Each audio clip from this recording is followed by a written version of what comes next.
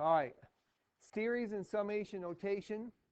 What a series is just taking a sequence, putting plus signs between the numbers, add them up. Okay? So all a series is a sequence where you add all the numbers. So here we have an example of sequences. We separate the numbers with commas. Series, then, we separate the numbers with plus signs.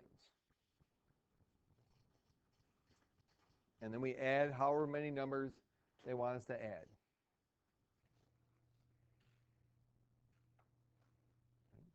We have partial sums, and we'll talk about how infinite comes into the play at times, but right at the moment it won't. Now notice the terminology that's used, or the lettering, that when we're talking about a sum, we're going to use a capital letter S and then a subscript. And the subscript tells you how many numbers you're going to add together. So if it says S sub 4, like right here, that means we're going to add the first 4 numbers of that series. It says S sub 3, we're going to add the first 3 numbers, and so on. Well, then we have this thing called summation notation here. And that's looks like a big E, but it's called sigma. And with sigma, it means the sum. We're going to start with this number here, 1 in this case. We'll put that in for k, find the answer. And then we'll keep putting numbers in until we get to 5, which is the last value. And then when we're done, we'll add them together. So you have, here's the starting value I'm going to put in for k, my variable. The number up here is my ending value. So in this case, I'll put 1, 2, 3, 4, and 5 in for k. And then here is our explicit rule, or explicit formula for the sequence. So in this problem here, we would do 2 times 1, then 2 times 2, 2 times 3, 2 times 4, and 2 times 5. And then we would add those numbers together. So when you see this notation here, that means that you're going to add a bunch of numbers together. So, working on our explicit rules. Okay, so we're going to work on that a little bit more. For example, when it says write each series in summation notation. So we're going to take these numbers, 4 plus 8 plus 12 plus 16 plus 20, and we're going to write it like this here, in that form. So the first thing we need to do is find the formula. So what happens from one term to the next here? Okay, we're adding 4, right? Which means it's linear, correct? So I have to have something that's going to look like y equals mx plus b. So m is what? What's the slope in this case? 4, that's the rate of change. Okay. And what would be the y-intercept then? Because to find the y-intercept, all I need to do is go back 1. Okay, so 4 minus 4 is 0. So my rule here is going to be 4k.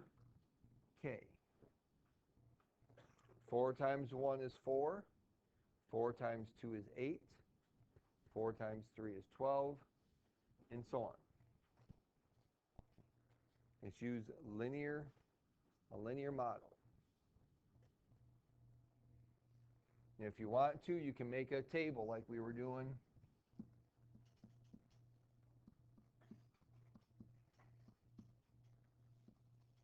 And just think about, what do I need to do to these numbers to get these numbers here?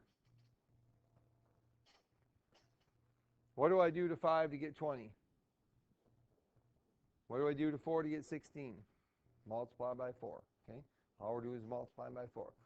So to write the notation then, right, sigma looks like this. If you put those little things there, that's fine. You don't have to. Should try to. Right? Now, how many terms are there?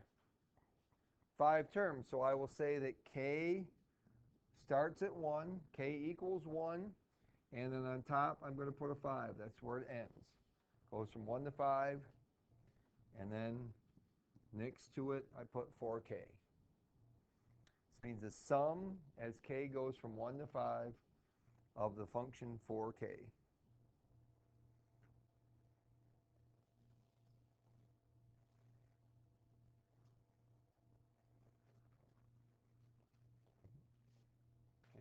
Let's look at another one. All right, we have a little caution we're going to have to talk about too here. So in this series we have -1 plus 4 minus 1/9 plus 1/16 minus 1/25 plus 1/36.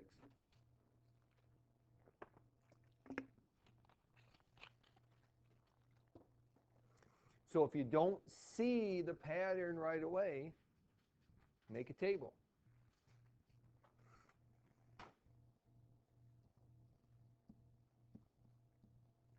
In this case, I have 6 terms. Don't worry about the signs.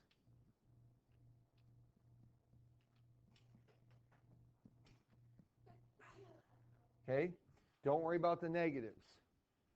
When you have a series, our caution will talk about the negatives with the caution. But when you are trying to find the formula, the explicit rule, right, don't worry about the signs. So the numerator is not changing here, is it? So a sub k is equal to 1 over something. The denominator is changing. How is the denominator related to the value of x in my table in this case? Okay, they're squared, right? 1 squared is 1, 2 squared is 4, 3 squared is 9. So this is going to be 1 over k squared. So I've got the sum. My rule is 1 over k squared. Okay, hold on. Thank you. I mean, it's not 1 over k squared, but I'll tell you what it is in just a minute. All right, I'm going to put a space here. And where are we starting at? Starting with 1, and how many terms do I have? 6. So k goes from 1 to 6. Now, we have this caution over here. All right, it's caution flag. It tells us what to do if our signs alternate positive and negative in our series. If the first term is positive, then we're going to use -1 time, or raise to the power of k plus 1. If the first term is negative, then we just use -1 to the power of k. So in this series, the first term is negative. It's -1. So I'm going to do -1 raised to the power of k here, and that will be multiplied by 1 over k squared. And let me explain why.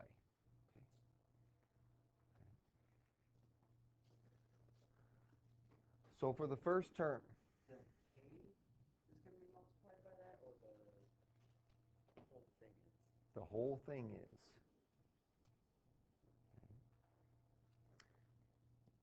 If I raise -1 to the first power, what do I get?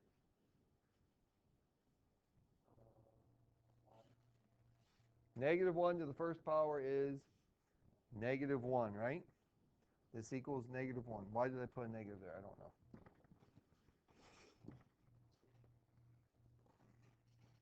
That equals negative 1. If I raise it to the second power, what do I get? Okay, I get positive 1. All right, because a negative times a negative. Raise it to the third power. Okay, it's negative. What happens? When I have an even power, it's going to be, and when I have an odd power, it's going to be negative. Okay? So notice what happened. We had negative, positive, negative, positive, negative, positive. So if the terms alternate positive, negative, then you've got to use one of these two in front of your explicit rule.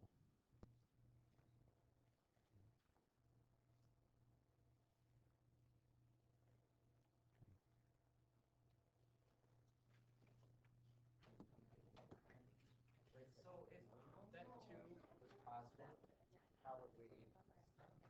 If this the first one was a positive 2, then you have k plus 1. So we would just be. Then you use this one here, negative 1, raise the power k plus 1. Yes. Yep. What?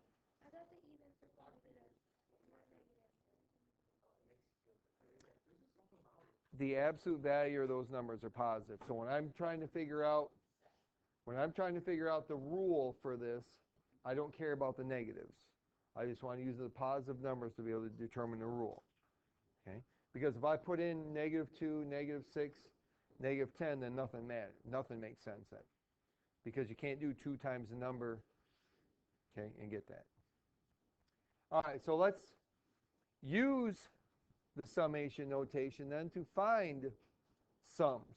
So here they give us a series. This is the sum as k goes from 2 to 5 of 1 over 3k. So they want us to expand it, which means to write it out, and then to evaluate it, which means to do what? What's evaluate mean? Look over. Find the answer. When you do that, evaluating just means find the answer. So here, we're going to start with 2 and put that in for k. 1 over 3 squared. Then we put 3 in for k. Then 4, and then 5. Because this says to start at 2, put that in for k, and go till 5. And then to evaluate it. So this is 1/9 plus 1 over 27, 1 over 81, and 1 over 243.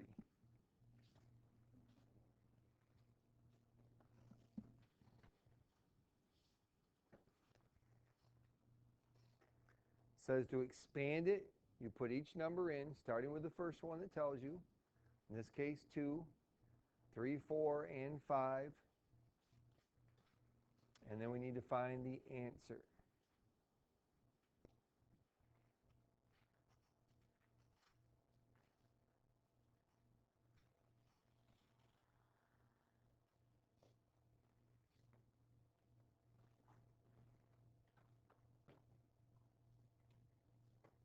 And the answer is 40 over 243.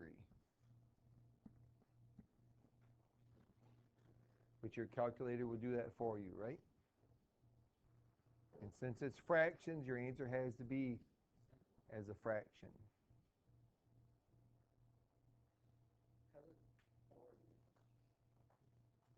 27 plus 9 is 36 plus 3 is 39 plus 1 is 40.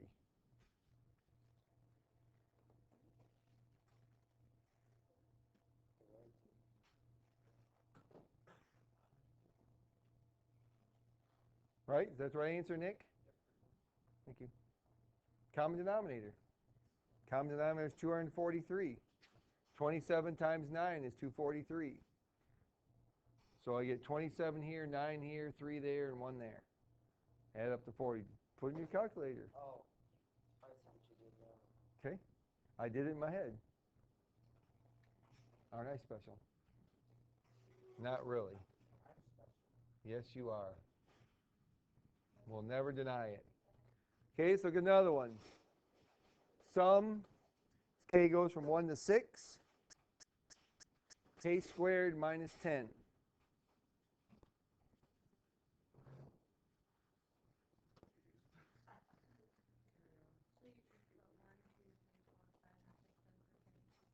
Find the answer. Yep. So this one we're going to do it 6 times. So we get 1 squared minus 10 plus 2 squared minus 10 plus 3 squared minus 10 plus 4 squared minus 10 plus 5 squared minus 10 plus 6 squared minus 10.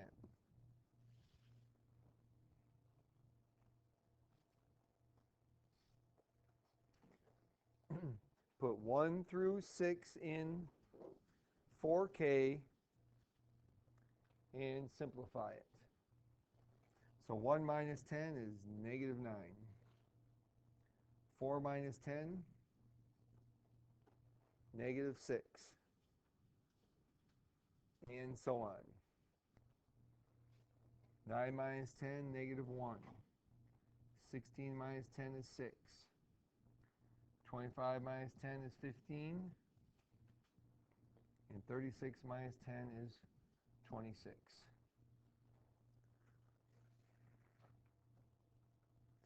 So when I add those together,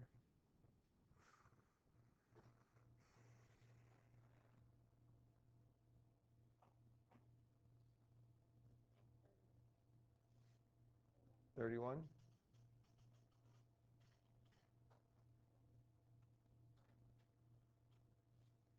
Is that right? Okay.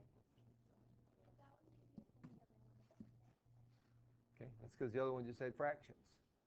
Type in my calculator. Okay. All right, so when it's written in summation form and they say to expand it, write it out, put in the numbers they give you, and then evaluate it means just find the answer.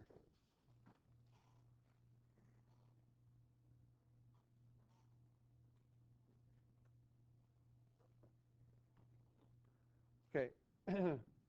There are 3 formulas that can help you in certain situations. If we're dealing with constant, linear, or quadratic. Now, with these formulas here, the formula for a constant series, which just means we have just a number there, like 5 or 6 in this example that's going to be coming up. A linear series, just k or n. Or a quadratic, which means we have k squared. You can use actual formulas to find them, or you could write them all out and find the answer that way by expanding them.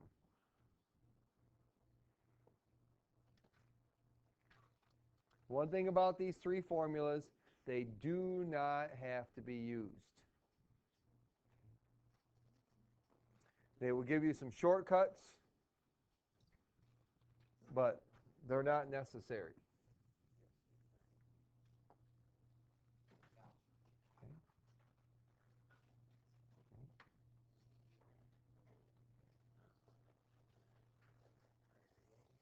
It's up to you whether you use them or not.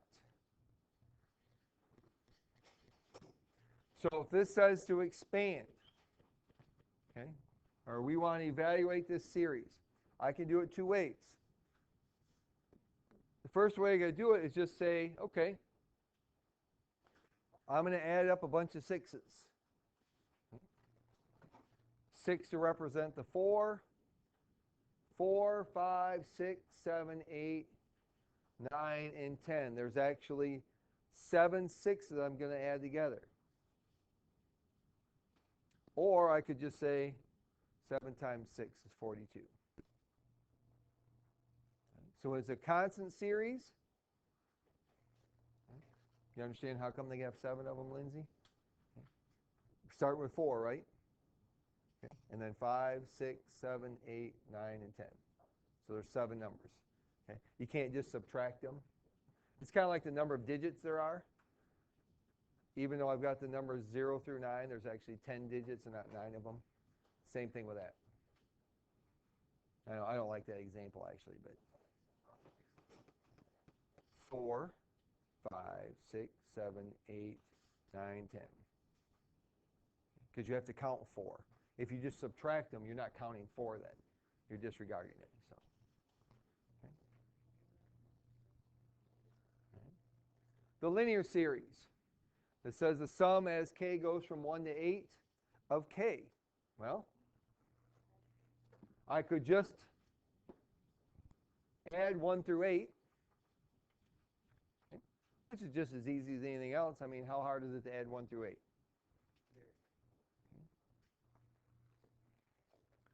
Or you can use the formula. The formula in this case, oops, let's go right there. Okay.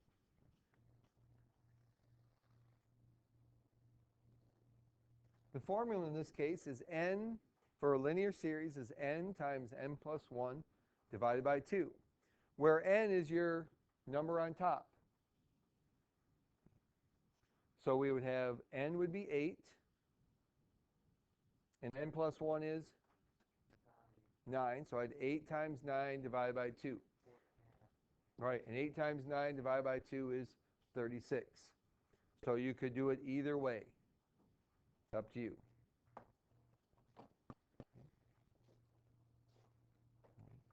And the same thing with the quadratics. You could just write them all out.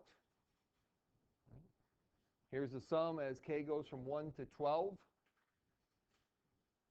1 squared, 2 squared, 3 squared, 4 squared, 5 squared.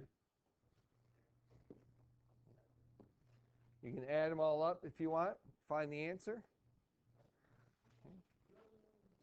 Or you could use this formula. Yep, it's a big formula. So it's, that's the point is you can do whatever you want. If you want to use the formula, use the formula. If you don't have to. So this would be, so n is, just a second, n is 12.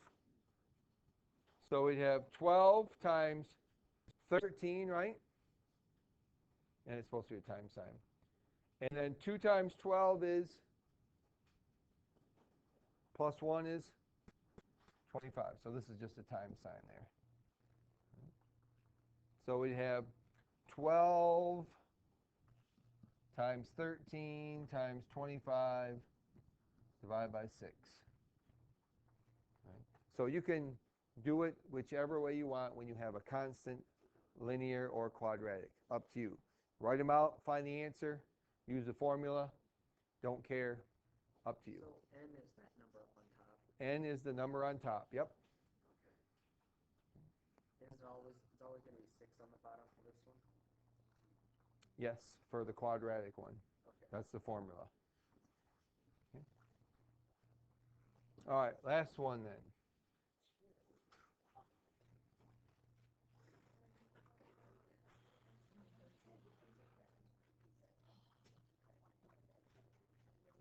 Sam is laying out patio stones in a triangular pattern.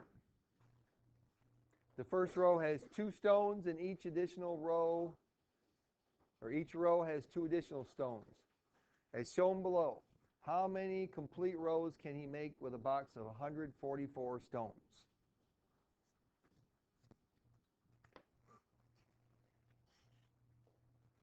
And my suggestion to you on these problems is make a table Don't worry about formulas. Make a table.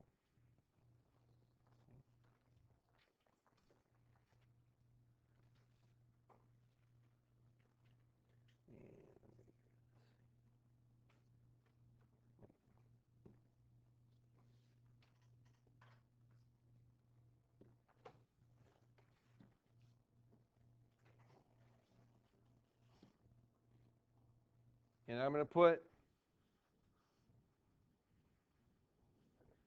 3 columns in my table.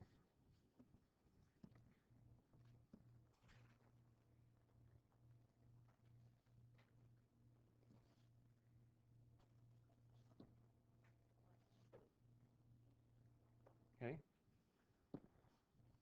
And here's what my columns are going to be. I'm going to have my row number. Okay?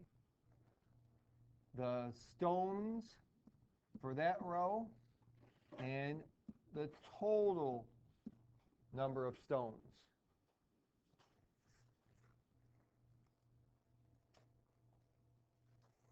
So that I can keep track of what my numbers are here.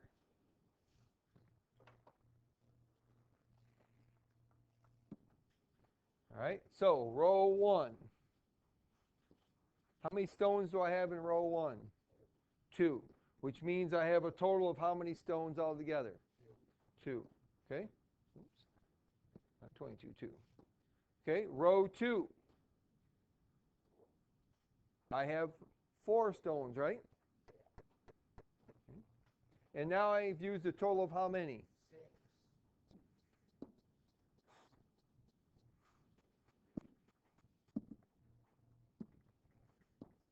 Okay, row 3. Okay, there are 6, which means now I have 12. Row 4 is 8, and now we're up to how many? 20.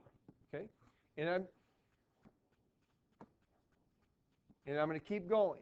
Okay, and their question is, how many rows can we have with our 144 stones? So I'm going to keep going until I get to 144. So we have 10, which means we've got 30. Right? After row 5, we've used 30 stones. Okay. Row 6, we have 12, because each time we're adding 2, right? Which means now I've got 42. Row 7, 14, 56.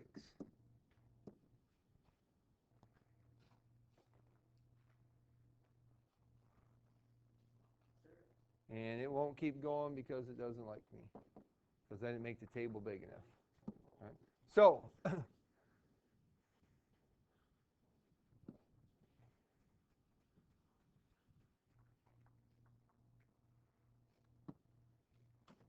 so if we keep going, how many am I going to add now? 16, right? And when I add 16, I'm going to end up with 72. Then 18 puts me at 90, right? Then we add 20, which will put me at 110. 90 plus 20 is 110. 21. Oops, not 21, 22. What's 110 plus 22? 132. 132. Then we have 24, which would put us at 156, but that's too many, right? Okay, this was row 12, so how many rows of stones am I going to have? 11 rows of stones, and we'll have 12 left over, right? Because we have 144 in our box. Yes, Josh?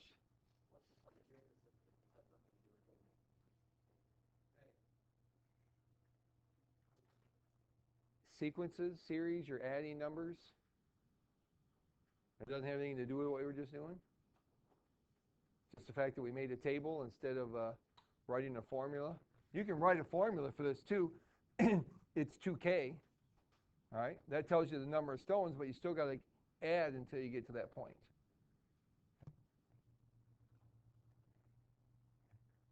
No, we're still doing the same.